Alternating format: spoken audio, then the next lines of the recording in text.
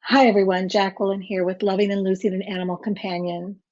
And I want to talk today about how to help your animal companion to grieve.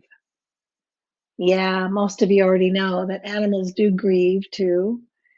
And whether that's they're grieving the loss of another animal companion or grieving the loss of a human, you can help with that. Now, if they've been living in a household with an animal companion that's been in the process of leaving their physical body for days or weeks, they know that that animal was compromised, okay? They know that their brother or sister was not doing well, and they know that they were on their way out of the body. They can tell the smell, behavior, all of that. They're a lot more sensitive and psychic than most of us humans are. So chances are, if they were around that animal that passed, they know. But if they were or if they weren't, it's still really helpful for you to do your best to whisper to them, to inform them, using all of your senses about what happened. Why? To the best of your ability. What happened? What's going on here?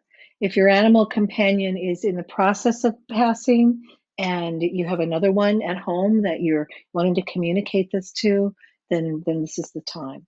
If the other animal has already passed and you've got one that's grieving at home, you can definitely help with that. If they're normally a real clingy animal, the one that's surviving, and they're isolating a lot, you don't want to let them do that too much. It's okay if they want to be alone. Everybody needs a little time and space to process. But if they're really isolating, that can be a pretty serious sign of depression. If they're not eating, obviously, that's not good. If they're not willing to do anything, they're not willing to go out and about, they don't want to play toys anymore. That's a sign that they may need some assistance. So, but otherwise, let them share with you. Let them share with you in your grief as well. So it's okay to sit together and cry. It's okay to sit together and reminisce, to talk with them about your memories. And I remember when we did this and when we did that, and that will help them too. Now, animals, again, are extremely sensual beings. They're very psychic and energetic. Okay, they're much more intuitive and work with the energy bodies much better than we do usually. So that you don't have to use a lot of words to explain things. You can just really give them the visuals, the feelings in your heart, the ideas that you have, but not with a lot of words. They don't need all that. What do you know as a soul, from your soul plane point of view, I call it? What do you know from a higher perspective about what it is that happened? So sharing that with them too, letting them know that they're with you and you're with them, the one that is remaining here, that we're still together, we're going to still hang out together, you're safe, I'm safe, we're safe. So communicating that with them. Also, don't be too quick to put away the animal companion's things, that the one that has passed. Don't be too quick to put everything away. The one that is remaining in your household will benefit a lot from having access to those things, whether that's toys or bedding or blankets or anything like that, a horse brush or whatever it is. Let the other animals be with that so they can smell it, so they can process their own experience. So give them some time and space to do that.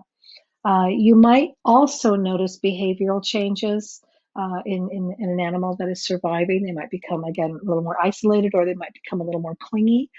So just be aware of that. They might need your attention more. Um, Give the surviving animal, again, a little time and space, and that's a very individual thing.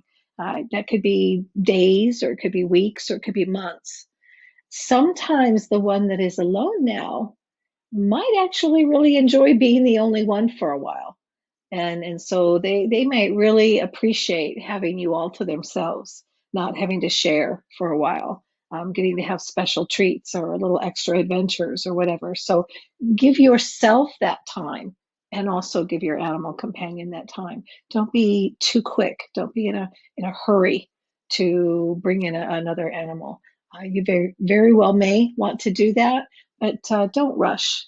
Give yourself and your other animals in your household some time to just be with and process the loss.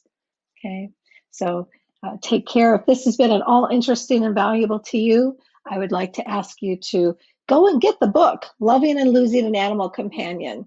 It has in there a lot more information on how to help a surviving animal to grieve and what you can do to help an animal who is in the process of passing, how to help them to do that a little more gently, and just how to really experience more your spiritual nature of this relationship with your beloved animal companion.